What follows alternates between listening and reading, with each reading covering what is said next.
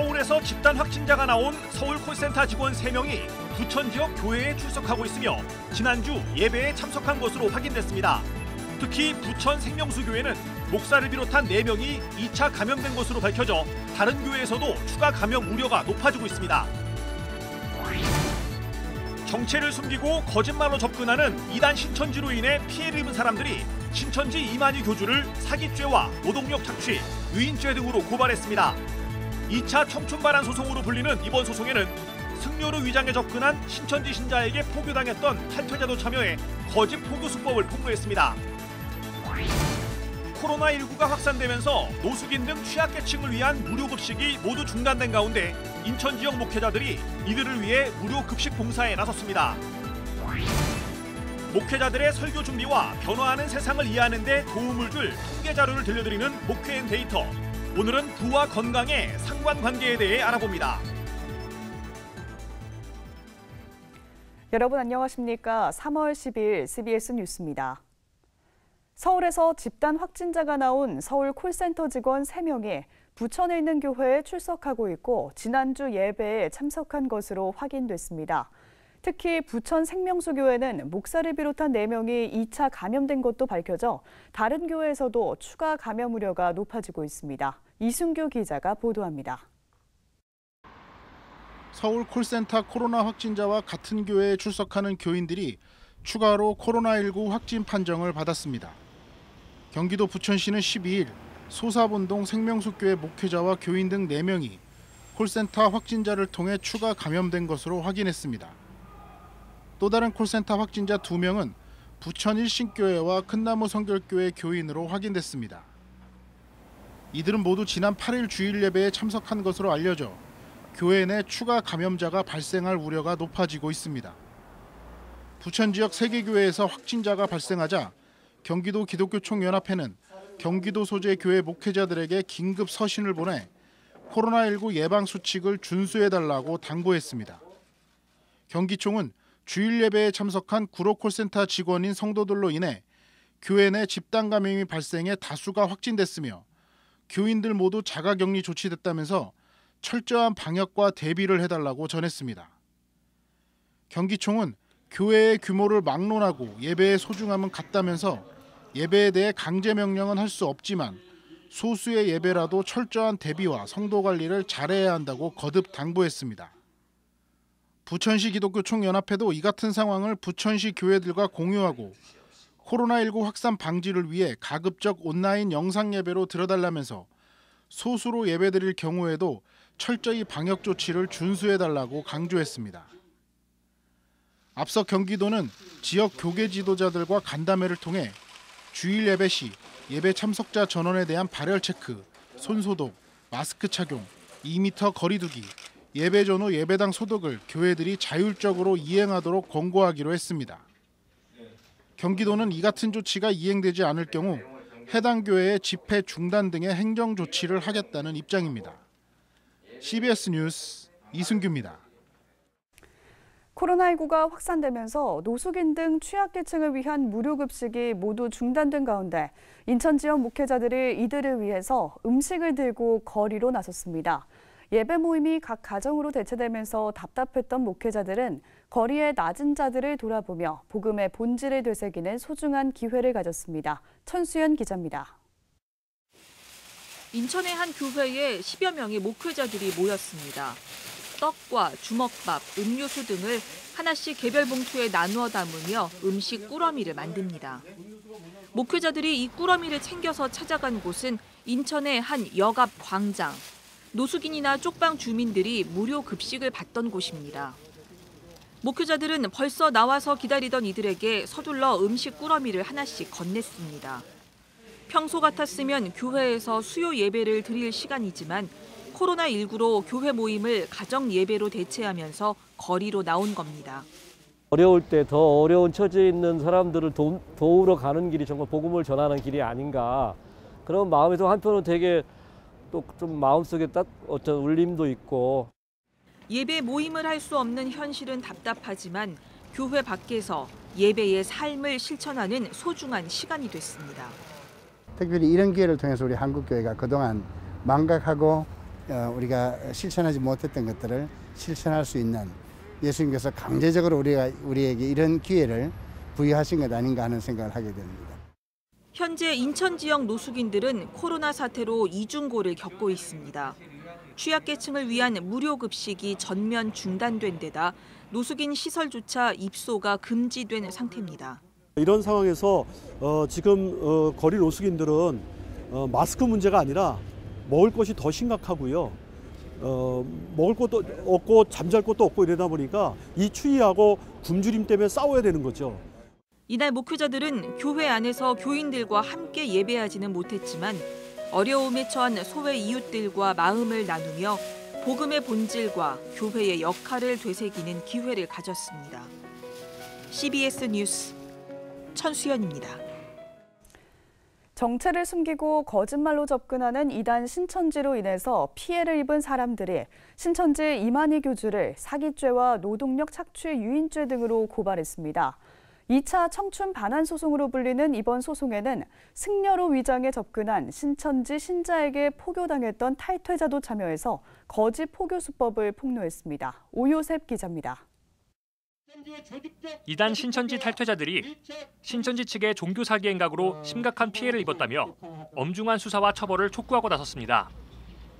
이들은 정체를 숨긴 채 접근해 거짓으로 포교하는 신천지의 이른바 모략전도에 빠져 물적 심적 피해를 입었다며 신천지 이만희 교주를 사기죄와 노동력 착취 유인죄 등으로 고발했습니다.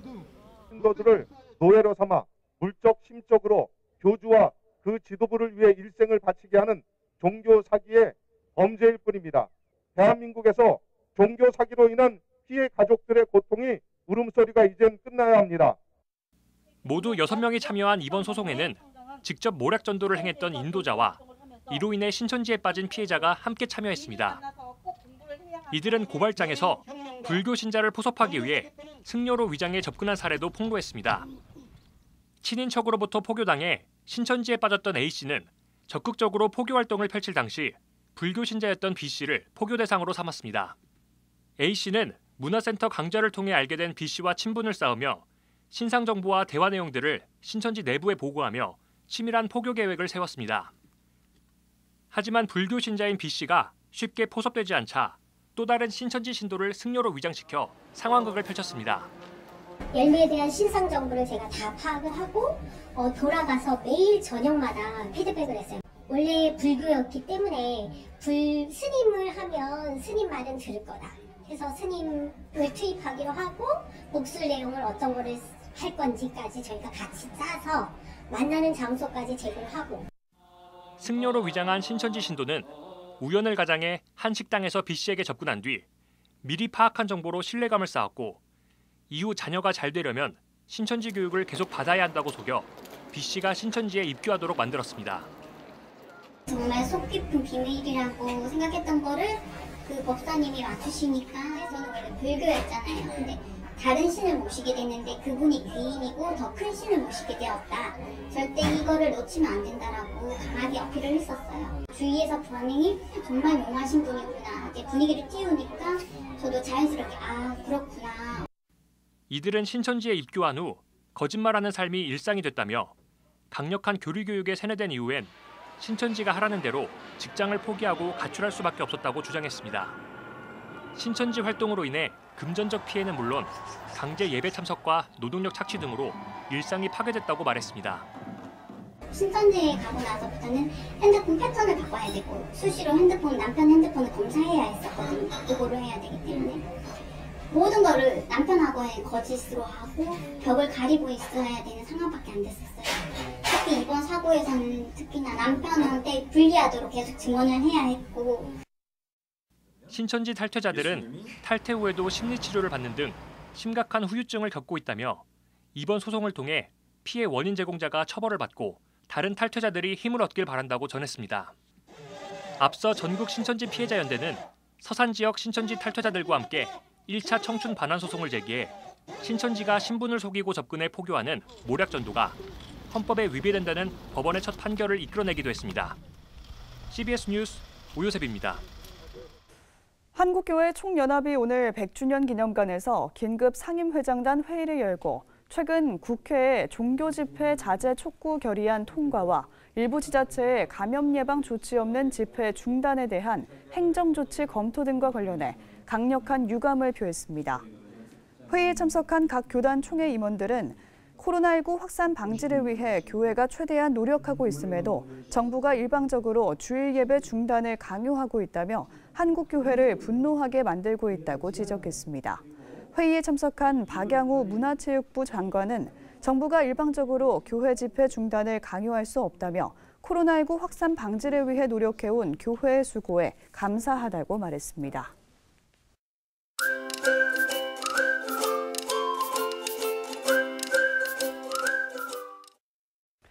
설교 준비와 변화하는 세상을 이해하는 데 도움을 주는 정보를 들려드립니다. 목회인데이터 순서인데요. 목회데이터 연구소 김진양 부대표 나오셨습니다. 어서 오세요. 네, 안녕하세요.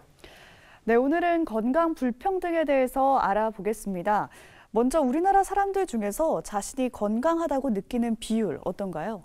네, 우선 우리나라 사람들은 그 일상생활 속에서 건강을 굉장히 중요하게 여깁니다. 네. 그런데 스스로 자신이 건강하다고 생각하는 비율, 이걸 이제 주관적 건강 상태라고 얘기를 하는데요.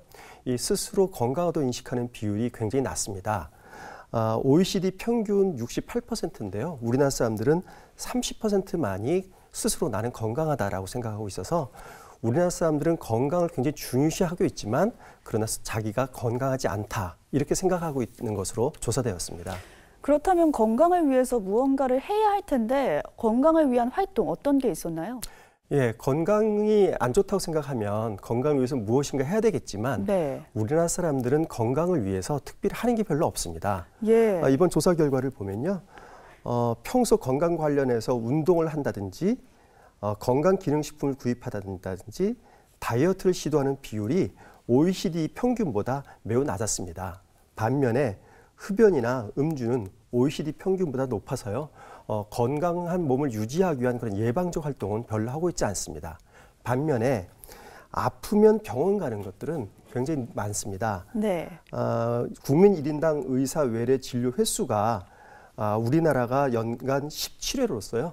OECD 국가 중에서 가장 높은 비율을 나타내고 있습니다. 정리해서 말씀드리면 우리나라 사람들은 건강을 위해서 예방적 활동은 잘 하지 않고 아프면 그때 병원을 찾아가는 그런 행태를 보이고 있습니다. 근데 이런 건강에 대해서도 개인적인 경제력이나 학력에 따라서 건강 상태를 다르게 느낀다고요? 네. 주관적 건강 상태를 저희가 0점부터 10점까지 점수로 좀 평가를 해봤더니요. 네. 고졸 이하 학력에선 6.6점, 대제 이상은 7.2점으로서 학력이 낮을수록 주관적 건강 상태가 낮다고 그렇게 얘기를 하고 있고요. 소득으로 봐도 200만 원 미만에서는 6.2점. 그래서 700만 원 넘는 사람들보다 주관적 건강 상태 점수가 굉장히 낮습니다.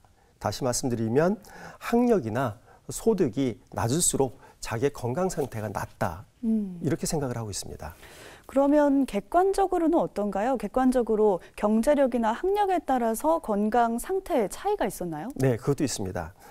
3개월 이상 약을 복용하고 있거나 치료받고 있는 비율, 이걸 이제 만성질환 비율이라고 얘기하는데요. 예. 이 만성질환 비율을 보면 학력으로는 고졸 이하, 고용 형태로는 비취업자, 소득으로는 200만 원 미만 소득자가 만성질환 비율이 상당히 높은 것으로 그렇게 나타나고 있습니다. 그리고 비만 유병률도 보면요. 경제 수준이 낮은 사람들, 그리고 고혈압 유병률에서도 경제 수준이 낮은 사람들이 비만이나 고혈압을 더 많이 갖고 있는 것으로 나타나서 경제적 수준이나 학력이 낮은 분들이 더 건강이 안 좋은 것이 객관적으로 나타나고 있습니다. 지금 육체적 질병에 대해서 말씀해 주셨는데 우울증이나 이런 정신적 질병에도 영향을 미쳤나요? 네, 이번 조사 결과를 보면요. 우울감이나 스트레스에서도 경제 수준이 낮을수록 그 우울감이나 스트레스를 많이 겪는 것으로 그렇게 나타나고 있습니다. 네. 이런 경제적 수준의 차이가 수명에까지 영향을 준다고요? 네. 2004년도에 우리나라 소득 상위 20%와 소득 하위 20%를 나눠서 보면요. 상위 20%와 하위 20% 사이에서 기대 수명의 차이가 6.24세였습니다. 그런데 이것이 2017년도로 가면요. 상위 20%와 하위 20%의 기대 수명 차이가 6.48세로 좀 더 벌어집니다. 네. 앞으로 10년 후인 2030년에는요. 이게 6.730로 차이가 더 벌어집니다. 그러니까 갈수록 소득이 높은 분들과 소득이 낮은 분들의 기대 수명이 점점 차이가 많이 벌어지고 있는 것으로 그렇게 조사되었습니다. 오늘 나눈 이런 건강 문제가 그리스도인들에게 주는 시사점이 있다면 어떤 게 있을까요? 네, 건강이 중요하면 건강을 예방하기 위해서 미리 많은 활동들을 하는 것이 좋습니다. 네. 그래서 저희들이 보면 교회에서도 기도 제목을 서로 교환을 하면 건강을 위한 기도 제목이 굉장히 많이 있지 않습니까? 그렇죠. 하지만 아까 말씀드린 것처럼 건강을 위해서 미리 하는 활동들이 그렇게 많지 않습니다. 그래서 우리가 건강을 위해서 기도하는 만큼 건강을 위해서 땀을 흘리는 것도 건강 유지에 매우 중요하다고 그렇게 말씀드릴 수 있고요. 또 건강 자체가 사실은 건강을 유지하는 것 자체가 우리의 한 경건의 연습의 한 방편이 됩니다. 그러니까 저희가 건강하려면 먹고 싶은 것도 절제해야 되고요. 네. 하고 싶은 것도 절제해야 되지 않습니까? 그런 절제가 자체가 곧 경건 훈련이라고 그렇게 보겠습니다. 네, 건강을 위해서 기도하는 만큼 건강을 위해서 땀을 흘려야 한다. 이 말씀이 기억에 남네요. 오늘 말씀 여기까지 듣겠습니다. 지금까지 세상과 교회 흐름을 통계로 살펴봤습니다. 목회데이터 연구소 김진양 부대표 함께했습니다. 고맙습니다. 네, 감사합니다.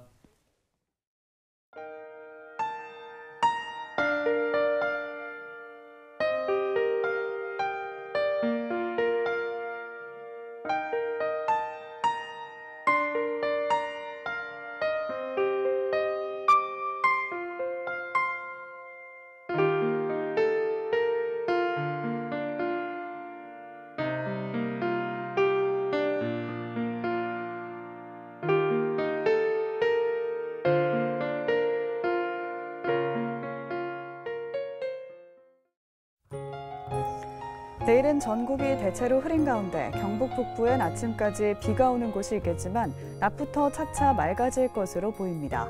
한편 강원 영동과 경상 동해안에는 대기가 건조할 것으로 보여 화재 예방에 유의하셔야겠습니다. 내일 아침 최저기온은 0도에서 8도, 낮 최고기온은 7도에서 15도로 예상됩니다. 이상으로 뉴스를 마칩니다. 함께해 주신 여러분 고맙습니다.